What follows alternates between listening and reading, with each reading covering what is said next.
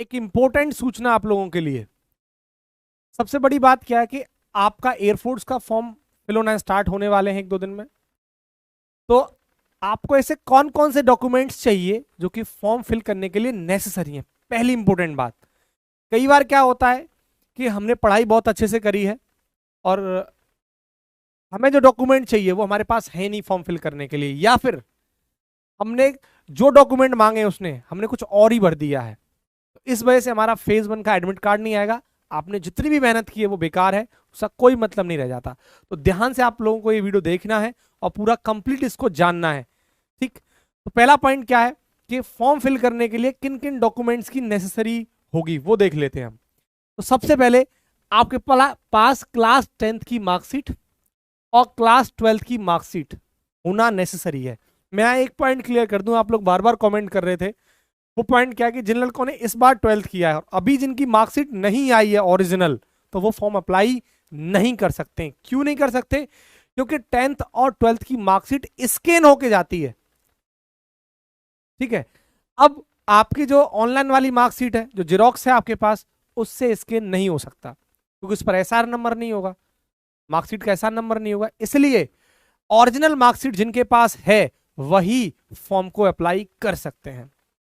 दूसरा, अगर आपके पास 10+2 नहीं है मार्कशीट, या फिर आपने 3 साल का इंजीनियरिंग डिप्लोमा किया है किसी भी कॉलेज से, गवर्नमेंट कॉलेज से, तो उसके पास, उसके लिए आपको फाइनल ईयर की मार्कशीट चाहिए। ठीक है, एंड मैट्रिकुलेशन मार्कशीट यानी 10th की मार्कशीट या matriculation marksheet if English is not a subject in diploma course.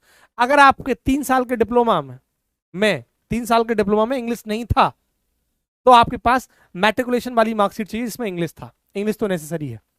दूसरा उन्होंने क्या बोला, या अगर ये भी नहीं है तो आपके पास 2 साल का वोकेशनल या नॉन वोकेशनल कोर्स हो जिसमें साइंस यानी फिजिक्स और इंग्लिश और मैथमेटिक्स हो। ये आपके पास तीसरी कंडीशन ही है। तो 3 फेज आपको दे दिए, या तो आपके पास 10th और 10+2 की मार्कशीट होनी चाहिए, या फिर आपके पास 3 साल का इंजीनियरिंग डिप्लोमा होना चाहिए, उसकी फाइनल मार्कशीट होनी चाहिए, या फिर आपके पास 2 साल का vocational non vocational physics math और इंग्लिश से होना चाहिए।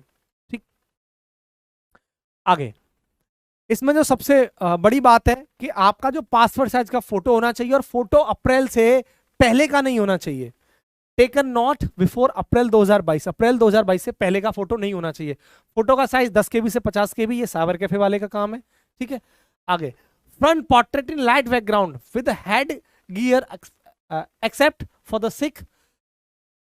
देखो, आपका जो फोटो का बैकग्राउंड होगा, पीछे का जो बैकग्राउंड होगा, वो लाइट कलर का होना चाहिए। आप ब्लू, लाइट ब्लू करा लेना, वो सबसे बेस्ट है। ठीक है, इसमें उसने क्या बोला, जैसे सिख हैं जो पगड़ी पहनते हैं तो उनका तो फोटो इस तरीके से चल जाएगा, लेकिन और जो लोग हैं उनका नॉर्मल, जैसे आप मुझे देख रहे हैं, मैंने कुछ भी नहीं लगा रखा, ऊपर कुछ नहीं पहन रखा, तो सिंपल इसी तरीके से फोटो आपका होना चाहिए, सिंपल वे में। ठीक है, कुछ भी आपने नहीं पहना हुआ हो, सिंपल फोटो आपका होना चाहिए। आगे उसने बोला कि the photograph is to be taken with the candidate holding a black slate in front of his chest with his name and date of photograph, DOP, date of photograph, taken clearly written on it with white chalk in capital letter। मतलब कुछ ऐसी situation होगी, आप खड़े, cameraman सामने photo खींच रहा है, आपके पास स्लेट है, वो स्लेट मुंह के सामने नहीं होनी चाहिए, वो स्लेट चेस्ट के सामने होनी चाहिए, और उस स्लेट पर आपका कैपिटल लेटर में नाम लिखा होना चाहिए, चौक से बड़े बड़े अक्षरों में। ठीक है, और नीचे DOP, डेट ऑफ फोटो, लिखी होनी चाहिए, भाई किस तारीख को आपने फोटो खिंचाया था। ठीक है, आपको डेट ऑफ बर्थ लिखने की जरूरत नहीं है, उस पर लिख दोगे कोई दिक्कत नहीं, लेकिन लिखने की जरूरत नहीं है। सिर्फ उनको तो ये देखना है आपका नाम क्या है उस पर और आपका डेट ऑफ फोटो क्या है, ये है। ठीक, अब देखो इन्होंने क्या करा है, मैंने DOB भी लिख दिया है, डेट ऑफ फोटो भी लिख दिया है, तो कोई दिक्कत नहीं आई, फेज 1 का एडमिट कार्ड आ गया। लेकिन फिर भी आपको इतना ज्यादा नहीं करने की जरूरत है, आपका सिर्फ नाम कैपिटल लेटर में और सिर्फ DOP, डेट ऑफ फोटो ही उस पर लिखी हुई होनी चाहिए।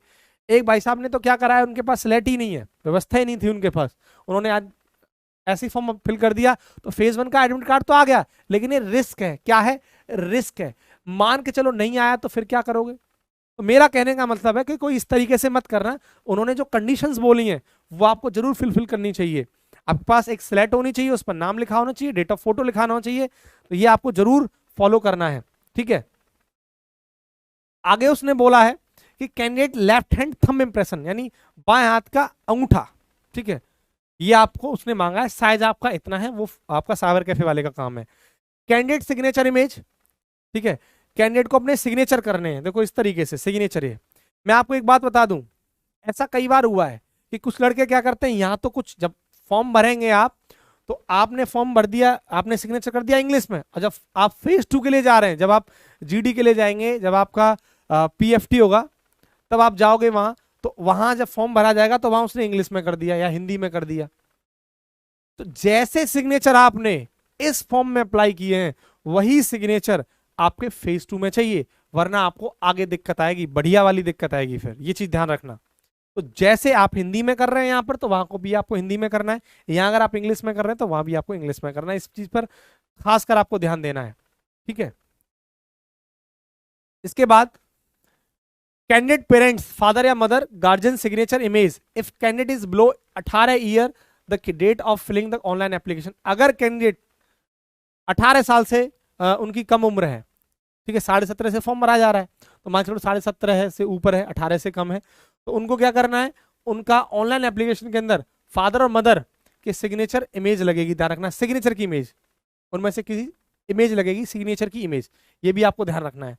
दूसरा, the marksheet indicating mark in English subject in diploma if applying on the basis of 3-year engineering diploma qualification or in 12th 10th if engineering is not subject in diploma। नहीं, इसका कोई रोल नहीं है आपके form से, ठीक है, ठीक है।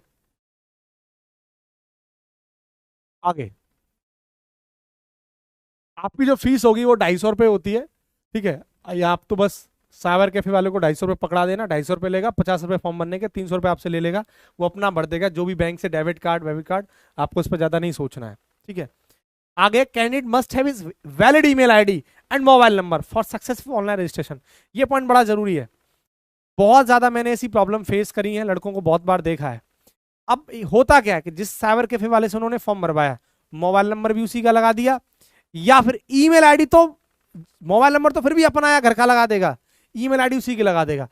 अब उसको बहुत बड़ी दिक्कत आएगी। मैं आपको बता दूं, आपका रजिस्ट्रेशन मोबाइल नंबर और आपका ईमेल आईडी ये तब तक आपका पीछा नहीं छोड़ेगा जब तक आपका सिलेक्शन नहीं हो जाएगा। यानी आपने फेज 1 किया, फेज 2 किया, फेज 3 मेडिकल, जब तक आपकी ज्वाइनिंग नहीं हो जाती, सारा का सारा डाटा इसी पर अपलोड होगा, सारा का सारा ईमेल आईडी पर और इसी फोन नंबर पर आएगा, मैसेज हो या जीमेल पर, जो भी मैसेज आएंगे। इसलिए बहुत जरूरी बन जाता है आपके पास आपकी खुद की मेल आईडी होनी चाहिए, आपका खुद का मोबाइल नंबर होना चाहिए, वरना आपको बहुत बड़ी दिक्कत हो जाएगी। आप फिर घूमते रह जाओगे कि क्या ईमेल आईडी है, किसका डलवाया था। सिर्फ और सिर्फ ये चीज ध्यान रखना, आपकी अपनी खुद की ईमेल आईडी, आपका खुद का अपना मोबाइल नंबर होना चाहिए, ठीक है। और ये मोबाइल नंबर आपका जब तक सिलेक्शन नहीं हो जाता तब तक आपके पास रहना चाहिए। ऐसा नहीं कि आपने चेंज कर दिया, आप ये भी ध्यान रखना है, आपको आपके पास रहना चाहिए, क्योंकि इस पर ओटीपी आएगा या वॉट आप चेंज करोगे पासवर्ड, तो ओटीपी इसी पे जनरेट होगा, सब कुछ इसी से होगा। इसके बाद, candidate should inter Aadhaar number in the online application. Online application आपका भरा जाएगा तो उसमें आप आधार कार्ड भर सकते हैं, ठीक है, आधार नंबर आप उसमें भर सकते हैं। Candidate from JNK, Jammu and Kashmir, Assam and Meghalaya are exempted for the same. उनके लिए भी सेम सिचुएशन है ना, सेम कैटेगरी है, ठीक। तो ये कुछ इंपॉर्टेंट चीजें थी जो कि आपको फॉर्म फिल करने के लिए नेसेसरी हैं, तो आपको इनको ध्यान से भरना है।